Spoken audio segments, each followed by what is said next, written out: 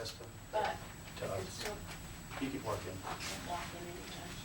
But did you want to be first on the list? No, Oh. no. I know he had mentioned, he said he'd be here, and I didn't hear from Ted. Is Ted coming? Carmen said she's not finished. Oh, that's right, is she finished? No, I thought, where did you hear from? Yeah, I hadn't heard. Me either. And I have childcare issues today, so I might have to leave early. Do you have anything that you want to report on? I could update on our subcommittee if you want. That'd be good. So do you want to do that?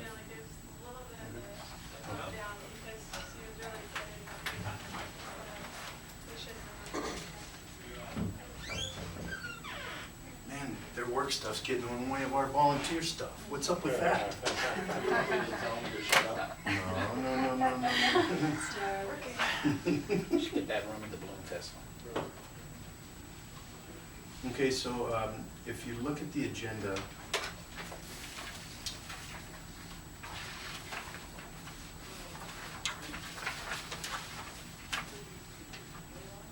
what I'd like to do is move subcommittee reports under 4, bullet point 4. They're not numbered, but you guys follow me, right? Just gonna move it right up to, do you want to go before or after public testimony? Doesn't matter. Is it a rush? No, I don't think so. Just if we get long-winded, you're out of here. So I'm gonna put it I at the probably can't top. stay multiple hours. Okay, so what I'm gonna do is I'm gonna put subcommittee reports right after public testimony. Does that sound good? Okay. Is everybody okay with that? Okay. Or shall I be official? You good? Okay. So I don't hear any, you okay, Lisa? Yes. So, are you here in official capacity? No, I'm just here cross-training with Jamie. Cross-training. Okay, so you're with the city? Yes, Okay, Parks and gotcha. Recreation. Oh, okay. Well, welcome. We have guests today. We have Diane Goodman here, was here last month. And as another guest, we have Lisa Lopez. Yes. So welcome.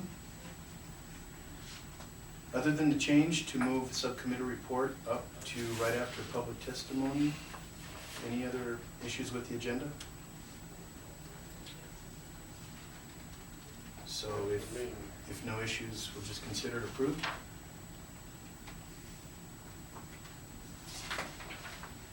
Did everybody get a chance to read the minutes?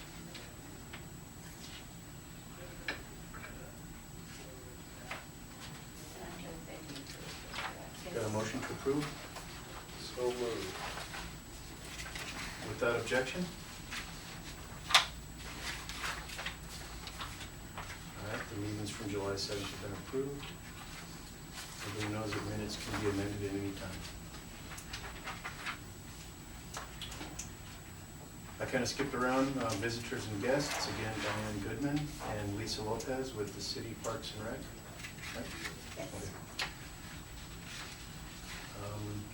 Do we have any announcements? I don't have any announcements, other than we're going to be missing some people. We don't know about Carmen or Ted, but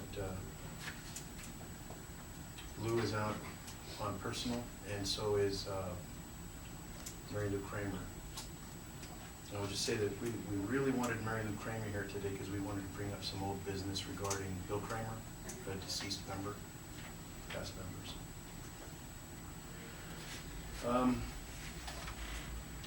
General testimony from the public. Did you? I would like to.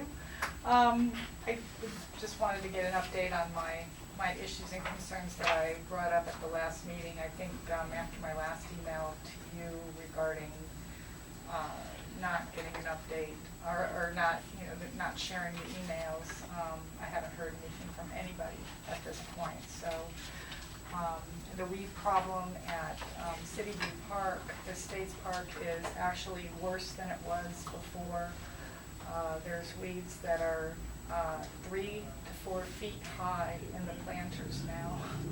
So it's actually, there's more problems there, and I still haven't gotten any kind of a firm commitment on when that weed problem is going to get resolved. And I heard something at the city council meeting yesterday that I wanted to get confirmation about related to the pickleball. There were two people who spoke about pickleball, and apparently, if I remember correctly, and I don't know because the archived city council meeting has not edited those out at this point. I'm working on that too, but he had indicated that there were 300 people who played pickleball in Albuquerque and approximately 500 pickleball players in all of New Mexico. And if we're investing, I guess I wanted to make sure I'm understanding that correct, because if we're going to invest $1.5 million in pickleball at the Manzano sports complex, especially given that children are killing each other in our neighborhoods, I guess I I'm wanted sorry, to make. can you repeat that last part? What? Children are killing each other in our neighborhoods. They're killing adults too. I don't know if you're paying attention to the news at all, but there's been shootouts in the streets, several, and the one homeowner died. So I'm concerned that we're spending approximately $5,000 per pickleball player, if in fact there are 300 in all of Albuquerque, and investing in old people's sports, and we're not necessarily giving the young people something to do other than roam the streets at night and shoot people. So I'm concerned about that. Two. Are you complete? Are you done? Yeah, I'm pretty much. I'm done. Yeah. So. Thank you. Before I say anything, Gary, when it comes to you, will you address the weed issues officially? Or I can? Well, Or we both I mean, So when it comes to your time, so we can, because John had a comment, and I want Yeah. to make sure. So I just can do it a little bit. Okay, John? In reference to the pickleball courts, it's my understanding those are communal courts. They're not just used for pickleball. Plus, I think they're trying to, it's a new sport. It's not for old people, it's not for, it's for any age people. I understand. So they're community courts. I think we have a lack of community courts in Albuquerque. So whether we classify them pickleball or whatever age group they're in, I think it is still built for the community. Anybody else? I do have a comment. I guess I would like to share with you on a personal note that I knew the young man. I had coached him in wrestling when he was a young man. The one that died at the shootout where he was at the party? Okay. Yes. Yeah. So rather than, I'm a pretty emotional person. And so when you start talking about how money used for, and you broad brushed, and that's what I mean to tell you, older people with $1 million of this or that or whatever. All I can tell you is that I've been involved in youth sports for almost 20 years. And what happened to Jaden and what happened to Mr. Gurecki has nothing to do with pickleball or the budget. It just has to do with crime. Well, The city has been responsive to youth sports since I've been involved. And it's almost like it was an accusation or an insinuation. So I just want to balance that to say, I understand what you're saying about people and the perception that maybe money's being spent in an area where it could well be spent someplace else. I'd be in the group that would say, sure, give me $1 million and I'll keep more kids off the streets. I know how to do it. I do it now. A lot of my volunteer time is spent with YDI, doing an anti-meth class for Rotary. So I'm touched by that personally. It's a big thing to me. So I just wanted to make sure that I'm listening to you, yet I do have an answer that is not, I don't feel the same way that you do on that. We would like to catch those people that do anything to anybody in our city, but to say that some budgetary item could be shifted from one thing to another, I take issue with that because even me, I'm not in a position to say they can spend dollars better until I know the facts. Well, I think we've got enough facts to indicate that we have a lot of issues with the children in many different areas, poverty being one of them, lack of education, and too much time on their hands. So I respectfully understand what you're saying, but I do think that it's important for us, the city, to be investing in young people in ways that we can keep them off the streets and not even think about being on the streets. And I can tell you, as a teenager, I was one of those kids. I didn't necessarily stay out all night, but there's a way to redirect, and I think I would like to see something where we could, that's $1.5 million is a lot of money, and I guess I would like to see more support for the children. Just my thoughts. Well, thank you.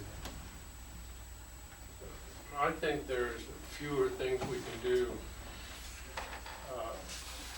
Fewer things, less are more important than providing recreational facilities for young people. And I think that goes a long way. You talk about getting them off the streets. We'll get them onto a basketball court or a football field. So I think we're doing our part.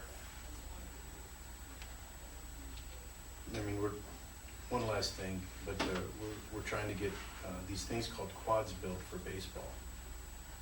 And while there is one side of the baseball side that says this is for the elitists, because they're club ballers and they pay thousands of dollars to be on a team coached by pros, there's club soccer. They're not elitists either. And I've been involved in all of them at every level. I think the cities with limited funds are doing the best that they can. And I guess I just have to stand on the side of, I know this mayor personally, and he will do everything within his budget to help youth and have a direct impact. So, and that's all I can attest to. Yeah, it's just the result speak, my last statement is the result speaks for itself, that there's something we need to do differently, whatever that is, and maybe it's not only recreational. I do think there's other possibilities of connecting technology and teaching them at a young level how to make apps and that type of thing and connect it with ABQ technology. So I do think that, it's not just sports, but there's, the results speak for themselves. There's a lot of things going on, not just the things that make it to the news, so. Oh, no doubt. Yeah. No, I agree with that, totally. All right, on Parks and Recreation, Gary Wolf, would you like to report? Yeah, a couple of things that are going on in the department. In terms of our aquatics division, we have one more week of seasonal pools. And so seasonal pools like Sunport, Eisenhower, Sierra Vista, they close essentially on Sunday for the summer. Business has been good in the pools this year. If anyone's interested in seeing an unusual way that Division Manager Brandon Gibson celebrates the end of the summer, he has an event they call Lifeguard Games. It's going to happen on Saturday at 5 o'clock over at Sierra Vista Pool. Kind of like a way for lifeguards to compete against one another and also honor the work that I call them kids, and because in many respects Brandon not only has a public safety function with his lifeguards, but he's actually got a real youth employment program going. It's been humbling this summer to have. We actually had 3 lifeguards honored by the mayor for different life-saving acts over the last month. We had one of our managers that resuscitated a person at an Albertsons grocery store, and then we had 2 of our guards that pulled kids out of pools this summer up at Eisenhower Pool. But anyway, one more week to go, and then they get to relax, and then of course we start to put the seasonal pools away for the winter, but the year-round pools stay open. You're right. Year-round. So, Lots of things happening in the world of the golf.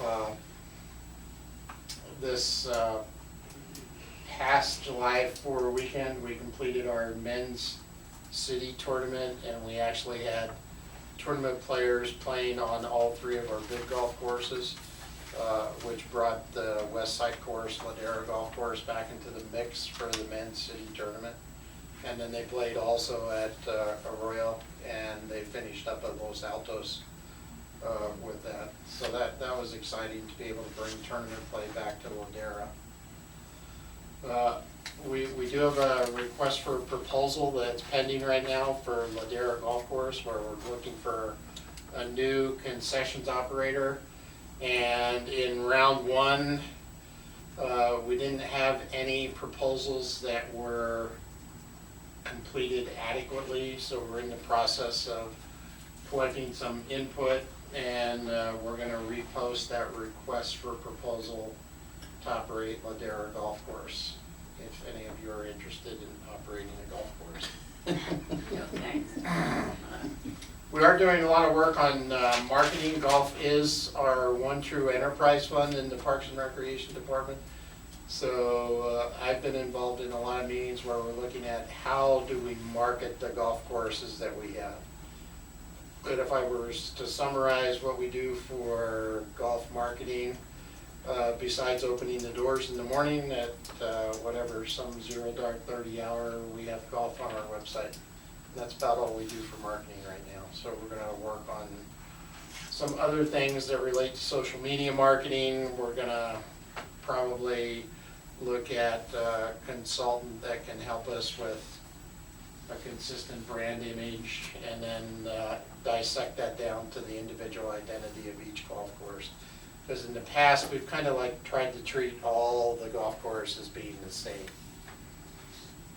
And the brand image that we have in terms of golf is we've got 90 holes of golf available here in Albuquerque, and we're located in almost every quadrant of the city, except the far southwest.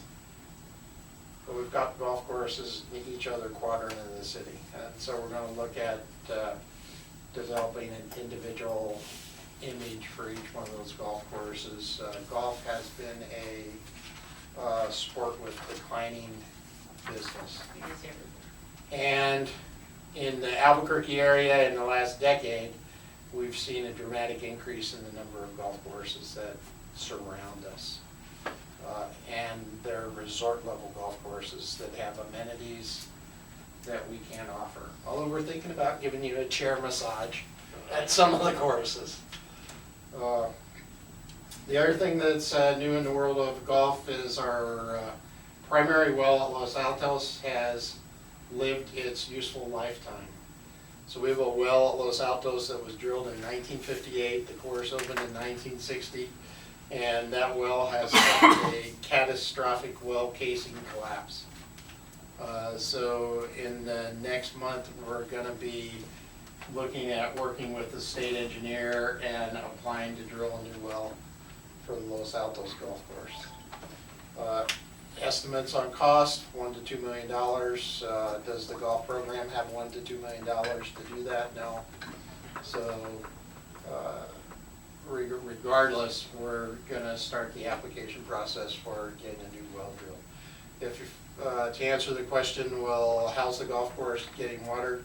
And we have access to domestic water, kind of over on the east side of the course, over by Walmart, that we're able to keep the course alive and green. The difference in cost of water per acre foot is the difference between roughly about $41 and $671.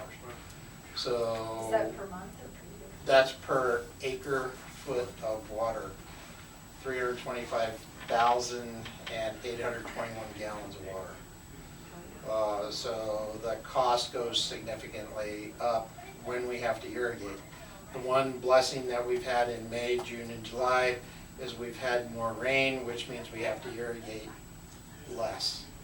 Although when you get on the greens and the grass is only this high, you still have to irrigate the greens quite a bit because they lose a lot of their moisture just because of the length of the grass. So I didn't hear that. The cost that you said, is that per month? Or No, that's day, per year? acre foot, so I'm sorry, I didn't explain So myself what well. we're getting On an average night, when we have to irrigate, we'll put 3 to 4 acre feet of water on a course. Okay. So almost 1 million gallons of water goes out on a course when you have to irrigate it.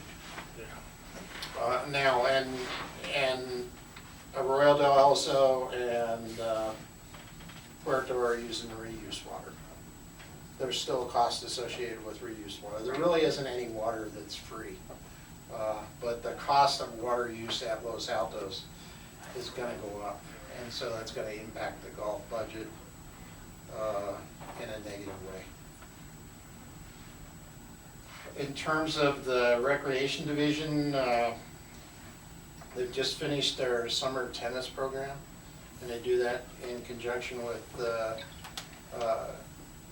the U.S. Tennis Association and Northern Mexico Tennis League and stuff like that. We go out and teach young kids how to play tennis. So that wrapped up this past week. Fall softball and fall sports registration has started. On Saturday this past week, they registered, it might not have been Saturday, it might have been all last week. They registered 116 teams to play fall ball, softball. Took in about $35,000. Softball remains a core business of the recreation division.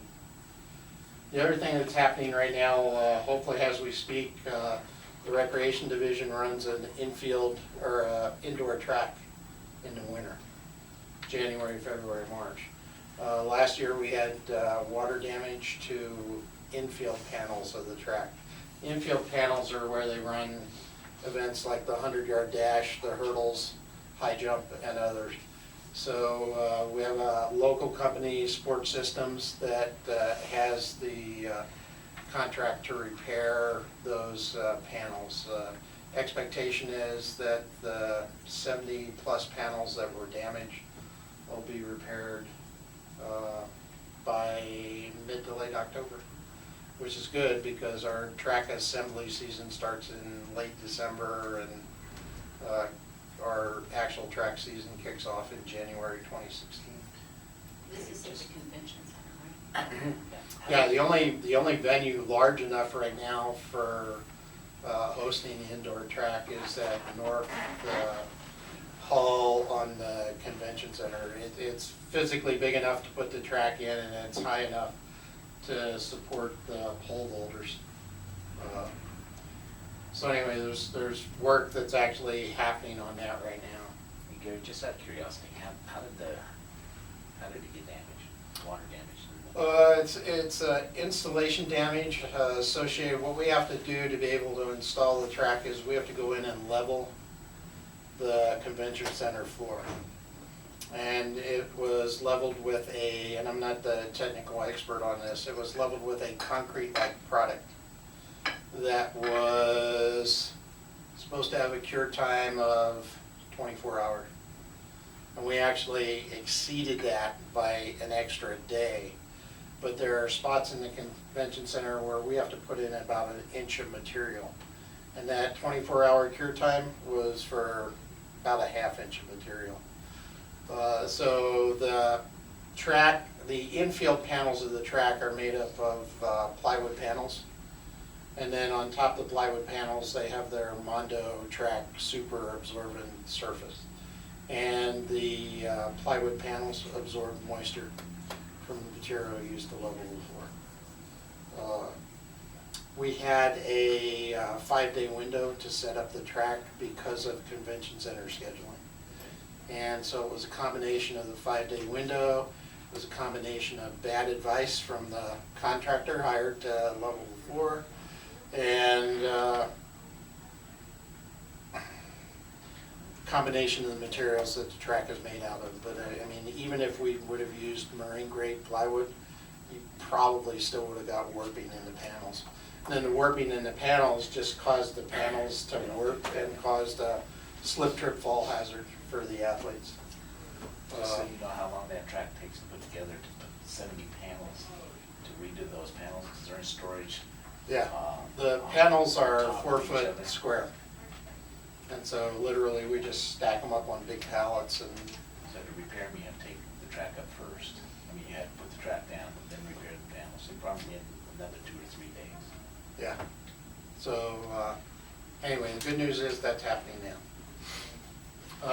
The other Are they thing, having the indoor championships here anymore? Next year, not NCAA. But the States, national, States track, yeah. they're back, not this year, but next year. And we should have, It's a very cool event. we should have the UNM scheduled probably this month. So that's still not completely set in concrete. The other thing that's happening big in the recreation world, we're less than 60 days out from the Albuquerque International Balloon Fiesta. So everything gets more and more exciting when we get closer to Balloon Fiesta time, and expect last year, I guess we had about 865,000 plus people that came in and visited Balloon Fiesta Park on the 9-day run of that event. Open space, they're busy this time of the year, so they're running their summer program throughout August yet. The other big thing that Open Space did this year, at the request of the mayor, is they put together a youth work program for a 20-member crew that's been doing work down in the Bosque, as far as trail work, vegetation clearing, cleanup, stuff like that. So they run for maybe this week yet, and then I think they wrap up for the summer. In terms of park management, and I can't really address your weed problem other than to say, and I don't want to dismiss it either, we have weeds in probably 287 parks. 3 to 4 foot high weeds, that would be abnormal. And so that's something we can have the area crew work on. But we've got weeds in a lot of our parks because it's been raining. And the crews that maintain our parks are set up into 6 major maintenance areas. And we have maybe 8 to 10 kids that work on a crew. This time of the year, we bring in some additional support through a temporary staffing agency to assist the crews during the growing season. So we'll have access to those temporary agency kids probably through the first part of September. And then we start whittling down the temporary agency kids. So this year we brought in 60 additional kids to help out in the parks. The crew that maintains the Area 2 parks up where you're at, it's a small crew. You know, they have a couple of irrigators, a couple of park maintenance workers, maybe 8 or 9 people, and they probably get 3, maybe 4 Adecco temporary agency employees that come in. In addition to that park, and I'll have the correct figures for Area 2, but each park maintenance area has about 250 acres of parks to maintain. And we have to do the space-time windshield travel between the parks. So anyway, my hope is that we can get weeds in the parks addressed. The smaller neighborhood parks always have a lower priority than the more heavily used community parks where we're addressing sports fields. And that's just, we try to concentrate some of that use into those areas. So the community parks is where you do most of the recreation, right? Well, except with the phenomenal, and Bill can attest to this, with the phenomenal growth of soccer, we've had more pressure to put playing fields onto some of the large turf areas in the neighborhood parks. And that creates problems in the neighborhoods, and it's problems associated with parking noise and trash. So there isn't a week that goes by where we don't get some sort of feedback from the community about parking noise or trash as it relates to use in the neighborhood parks. And we get complaints about the bigger parks as far as picking up trash in the parks. So one of our duties that I took for granted prior to coming here 2 years ago was the answer to the question, who picks up trash at the park? The answer is park management picks it up, and we do it the old-fashioned way with a trash compactor and 2 kids that drive the truck. They jump out of the truck, pick up the bag of trash, throw it to the back of the truck.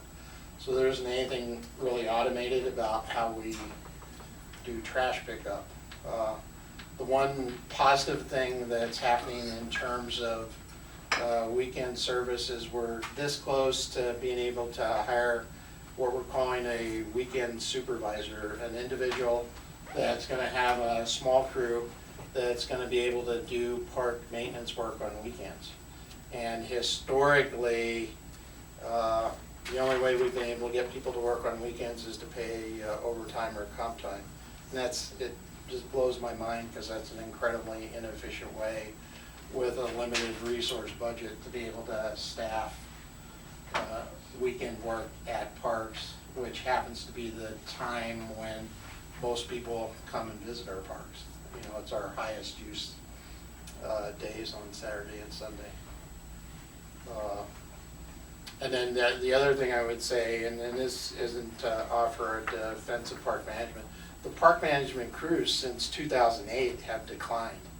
So in 2008, we probably employed 153 full-time employees, and now we're down to closer to about 130. And then that's an approximate figure. I can't give you we don't have like morning reports where I can give you a correct figure on that. But that's been a trend over the last 5 years of the decline in the economy. Have we been able to, through the budget process, pick up some extra employees? This year we're adding like maybe 1 or 2 employees for parks. Last year we added 1 or 2 employees, but we're behind if you look at historical figures from 2008. So in some sense, when it looks at maintenance, like how are you maintaining the park, in some sense we play the game catch up on catching up to requests throughout the community to try to maintain our parks. If we compare our parks to other communities, and it's either a blessing or a curse the way you look at figures, we tend to spend a little bit less than communities similar in size. And that can be viewed as a good thing, or it can also be viewed as a not a good thing. But it relates to answering your question of managing city resources with essentially what for us has been a zero growth budget over the last several years. So I have a couple of questions. Is there a regular maintenance schedule for a park? I mean, does any park have a regular maintenance schedule? We've got 2 schedules that are regular. So the trash pickup is a regular schedule. And we've got, I don't know, 3, maybe 4 trash trucks that do that. And then the mowing schedule is a regular schedule.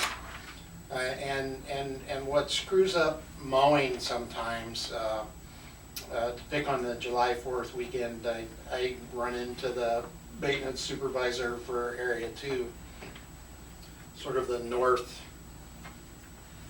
part of town, and he goes, you know, July 4th was a holiday, so we celebrated the July 4th holiday on Friday, July 3rd. And his comment was, you know, I'm behind because I lost a day last week because nobody worked. And from a budget point of view, it doesn't make sense to bring people in on a holiday, with the exception of Freedom 4th out at Balloon Fiesta Park, where we had to bring people in to support a large event. But his perspective was, you know, I lost a day on Friday, July 3rd. And so the following week, on the 6th, he's playing catch up from stuff that his crews didn't do on Friday, July 3rd. I don't think that mowing is a real problem though. Well, it's a problem this year because it's been raining a lot. Yeah. And so the grass is growing faster, the weeds are growing faster. But there isn't a regular weeding schedule, is that just on kind of the complaint system? Is it every Well, complaint that will go out? we filter 311 complaints, so if you look at 311, and maybe complaint isn't a good word. So what's happening now with our maintenance management system that we have is a 311 call for those areas that are live in the maintenance management system. It goes straight to the area supervisor. So the area supervisor has to look at the 311 call and triage that and say, this is routine maintenance, I'll get to it when my crews go to the park. Or this is emergency maintenance and something we need to take care of now. So water gusher from a broken irrigation head, emergency maintenance, that's something that we'll pay attention to because we get fined from the Water Utility Authority when we have water running out to the roadway, fugitive water. So each individual area supervisor has to triage a 311 call and figure, is it a routine maintenance thing, is it a preventative maintenance thing, or is it an emergency maintenance thing? And they have codes for it, high, medium, low. And they handle it the best way they can within that small crew that's supplemented by the ADECO agency kids. And then we have the same constraints that everyone else does in the city as far as when people ask to go on vacation or when they call in sick, so that 10-person crew might on any given day of the week actually be about an 8-person crew. And where that affects the individual's park supervisors is how they staff their mow crews or where they send their irrigators out to fix stuff. So it's got a lot of moving parts to it. So my last question is, I guess it didn't help much not to be alleviated from doing the medians, because it seems like that would have put less Well, pressure. we lost some personnel Because of of the medians, so we had 5, maybe 6 positions that were transferred from park management to solid waste, because solid waste knows how to kill things and throw stuff in a bucket and cart it away. So we supported them a great deal with some of our personnel, and we're still supporting them when it comes to things like you'll see some median areas with flowers and things like that, to where we're still supporting solid waste with some of the things that they do. And I mean, you all would be a better judge than I am as far as, hey, how do the medians look? And I don't know. You know, in general, they look pretty good, because we have a lot in my neighborhood. And I think they're doing a pretty good job of keeping the weeds and the trash out of them. The problem is like when they lose a plant, when we lose plants, it's kind of like getting those plants replaced. Yeah, and that's because they don't have people that grow things. So they have maybe 3 or 4 irrigators, and then they do the same thing we do. They add temporary employees to their crews during the summer. And their way of addressing things is they'll like bring a gigantic crew out, and they'll go hit medians in an area, and they'll just march down the road, so to speak, when they're doing stuff like that. Can I make one comment? Bill had a comment first. Bill, you still had a question? Yeah, well, there's a couple things. In my soccer commitment and some of the other sports I work with, there's a couple things that happen, especially this summer. I'm getting more complaints than normal for grass being too tall, okay? But you have to understand the schedule that they run under. They don't have the equipment or personnel to cut twice a week. They cut once a week, and they cut on certain days. And people don't realize that, especially your fields like soccer or football, we request them to cut on a certain day so we can line it on the next day so we can play on the day after. It doesn't do any good to line fields before they cut them, because then your lines disappear. So they're pretty well structured where they need those certain days. And anytime a holiday comes in, and the 3 holidays that goes up the summer is Memorial Day, 4th of July, and Labor Day. And after that, it's hard to get them. Next, both when I was with Little League Baseball and with soccer, the bigger places, and I'm going to use ADO as an example, they do a very good job of cutting the grass, but they don't have time to go through let's say on the north side of that where there's some brush and things like that, and pull weeds, clean things up. We have a park day where we take ownership of that park. We're the users of that park, and we feel to make that park go, that we need to help out too. So we have our parents come to that park, we pull weeds, we have the city bring us some dirt, a little better than dirt, and we fill in holes and things like that. And there has to be a point where we take a look at ownership of the things that we use and help out. We had, this past year, we had, in addition to the help that soccer moms and dads provided ADO, we had two UNM groups that went out to Royal also. And it was kind of amazing. There's a gigantic parking lot there, and they pulled out 200 bags of trash, weeds, leaves, etc. And they were doing the planters in the parking lot. They did some painting on the playground, and that was a huge help to the area supervisor that maintains that park. I'm just saying that one of the things we've tried to do in our organization is try to take more ownership. If you see a sprinkler not covering something, tell somebody. Don't wait for them to do everything. Take more of it ourselves to try to help them out. And we are in the process now of park management has never had a true volunteer coordinator. So in our open space division, where we have open space trail watch volunteers, and we've got probably about 140 active volunteers and maybe close to 200 volunteers total. We have a volunteer coordinator that helps make the world of volunteer coordinating go. We're this close now to creating a position at park management that's going to be a true volunteer coordinator at what we call M14 level, which is our basic manager in park management. And hopefully by this fall we'll have that position filled, and we'll be able to structure volunteer work in a more directed way, not only because we have a volunteer coordinator, but we'll also have a weekend crew that can support volunteer work. And in the past, because most volunteer work is unique to Saturdays, we always had to staff a volunteer event,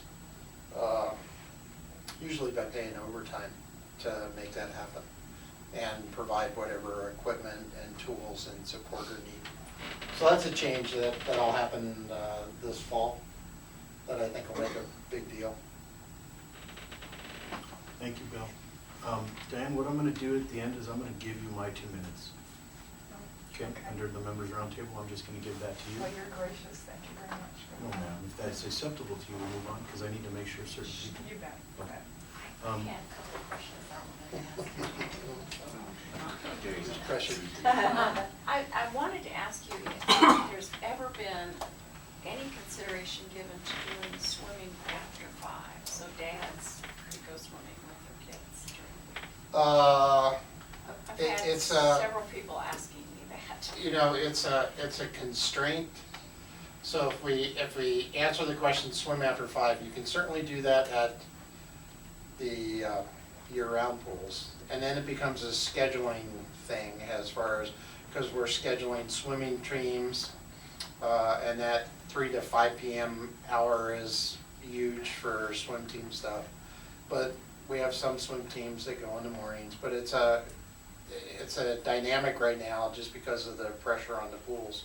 At Los Altos, for example, we have a lot of pressure there, and at Sandia Pool just for lap swimmers. To where if we look at Los Altos in particular, that's predominantly a lap swimming oriented type pool after 5, because that's what the people that go there kind of want. The challenge for answering the question, could we have our seasonal pools open past 5 o'clock, is just a budget and staffing challenge right now. The big thing that happened in the world of aquatics this year was the minimum wage went up 15 cents. So we went from $8.60 an hour, and this does not sound like much, to $8.75 an hour. That 15-cent increase, when you have hundreds of guards, equated to about a $30,000 hit on the aquatics budget.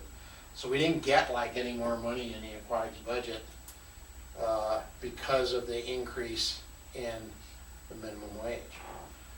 So what we had to curtail in terms of aquatics for fiscal year 15, which we just finished out at the end of June, is we had to curtail some programs that were less enrolled than some others. And that's just so we can meet our budget goal and not exceed the budget in the aquatics division. So it's all about the ability to have the staff to do that. And then if we get people that want to do that, sometimes we can balance things out. We have some pools that are very well used. For example, at West Mesa pool, and West Mesa is not a pool, it's 3 pools in one. We have to manage the number of swimmers on the pool deck or in the pool over there. We do that with a wristband system.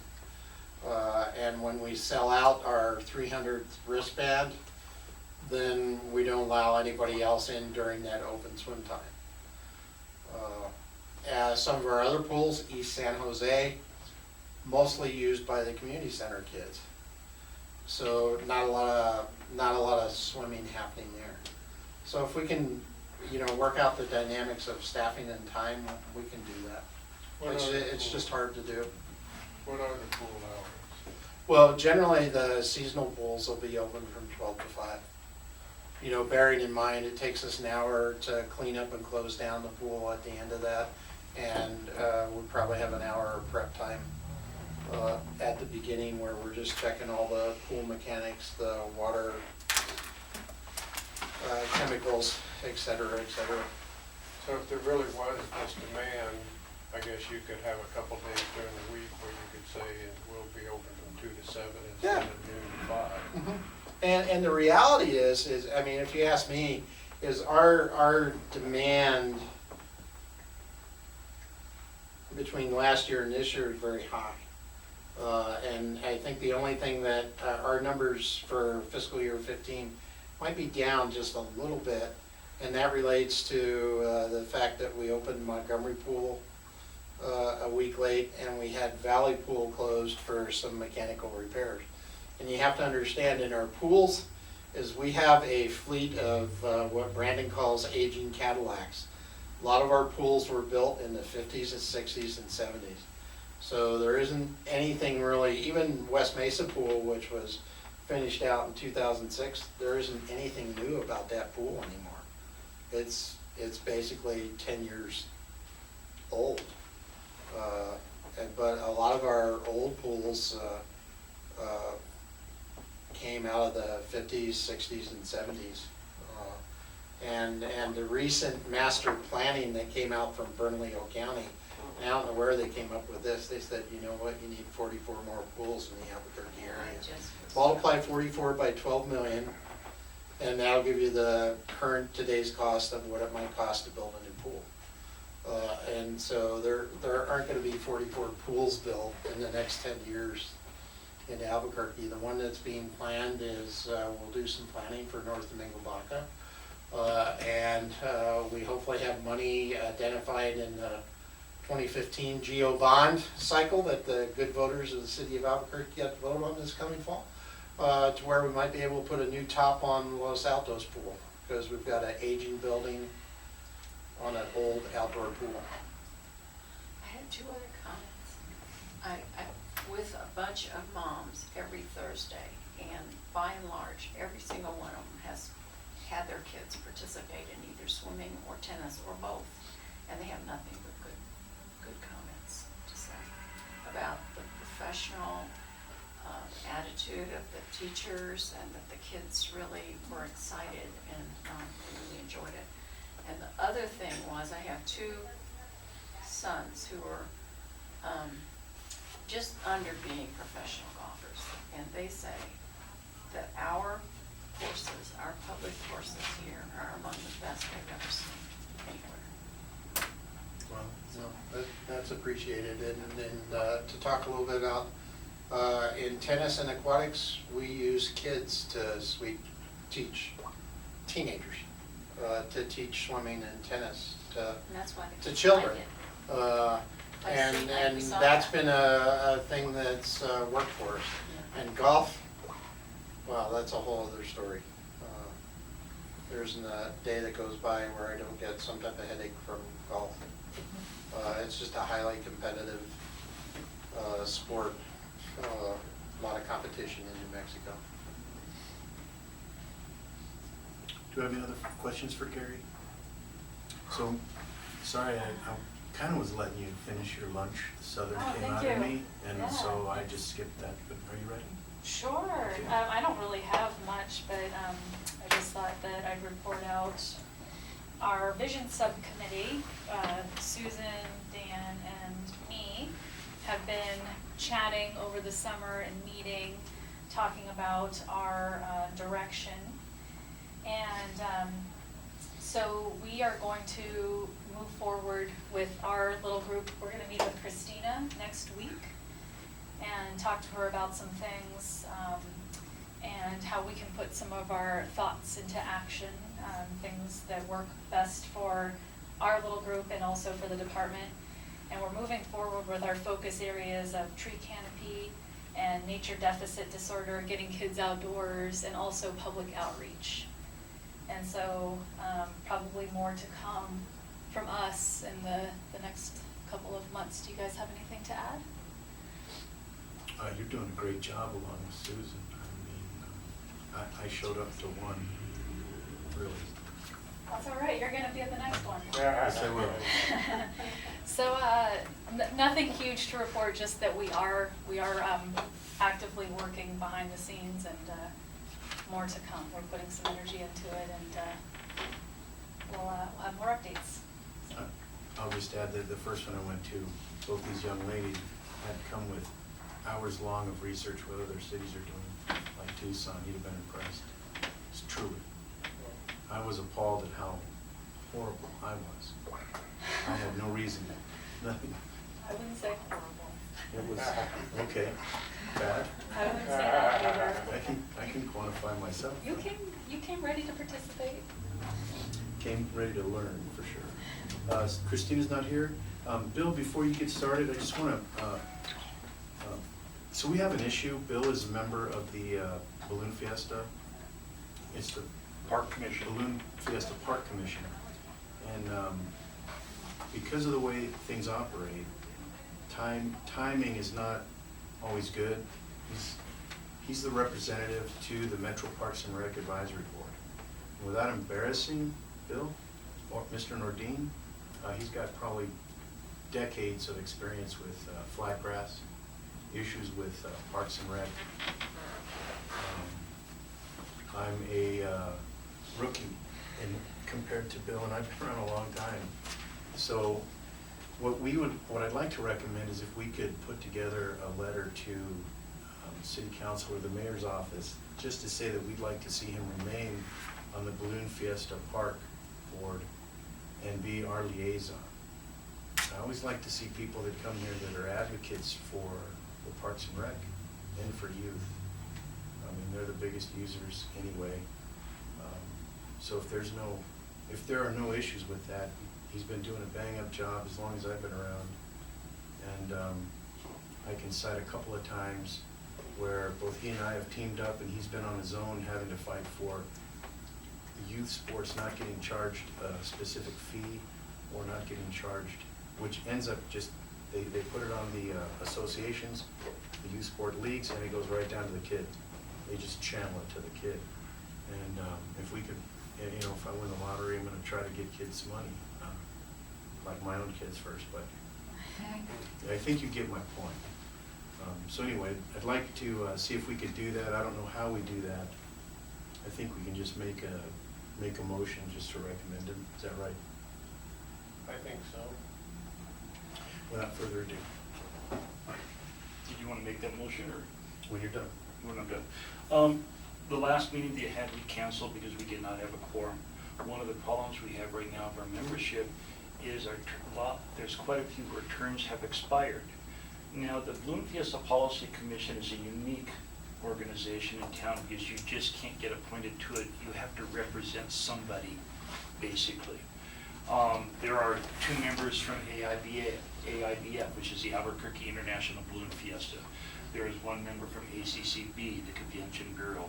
There are 2 members from the neighborhoods around Balloon Fiesta. There's 1 from the businesses around Balloon Fiesta. There is a East Side and West Side at-large member. And what I have done in the past is I have represented this group onto that commission, become the liaison from it, but I'm not a member of this group, I'm a member of that one, but I represent you. Because the Metropolitan Board, Parks and Rec Board has a membership seat on that commission. And that's, my term has expired. I've turned everything else into the city. What I am lacking, since I represent this group, is a letter from this group saying, yeah, we'd like him to be our member on that board going forward for another term. Other than that, the thing I can tell you, and Gary, you're gonna have to help me if this is not, this may have already been done to this group or not, but next Tuesday, we have an open house at the Sid Cutter. Oh, I forgot about that. And that I would want to, if you have not already done that, I would like to insert an invitation to everybody in this room to come. It is the new building that has been, I think it's the newest building that Parks and Rec has anywhere in the system. It will be at 6 o'clock next Tuesday. It is on the grounds of Balloon Fiesta Park. And any that, Lisa, I think it's 6 o'clock, isn't it? Yes. And that, I think I'm not in trouble by inviting them, am I, Gary? And I think it'd be neat, if you have not seen it, it is a very nice building. And it's phase 1. There'll be other phases that will have to be added to it. But that was the other thing I wanted to tell you. The biggest thing we have going is that building is just almost completed. It will be used at the Balloon Fiesta this year. As Gary said, it's less than 60 days away. I try to calmly refer to that as 2 weeks after the fair, okay? But it is a big event that's coming to this fall. I know Dan's good. I just don't want you to allow the flies to come this year, Okay. please. Okay. But I would like, if you are free next Tuesday at 6 o'clock, I think it'd be neat to come through and tour that, not just as a taxpayer, but also as a member of this. This is the biggest, the newest building that you have built in the parks system. It's a 12,000 square foot, I'm calling it an exhibit hall. It's gonna have 13 bathrooms associated with it. The outside is gonna be kinda humble, because we're not doing a lot of landscaping, because that's money that we didn't have in this phase of the project. But the premier kickoff use of the Pilots Pavilion will be to host the balloon pilots, that without which Balloon Fiesta would not happen. So last year, 550 balloons. I don't know how many pilots that entails, probably more than 550.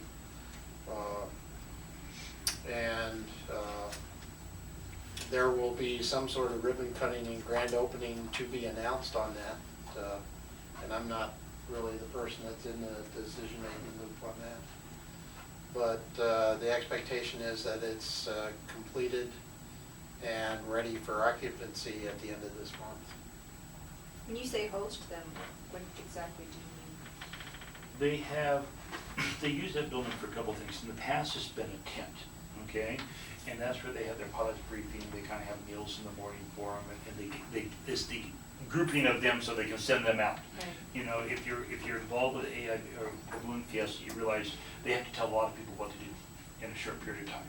They've had a tent there.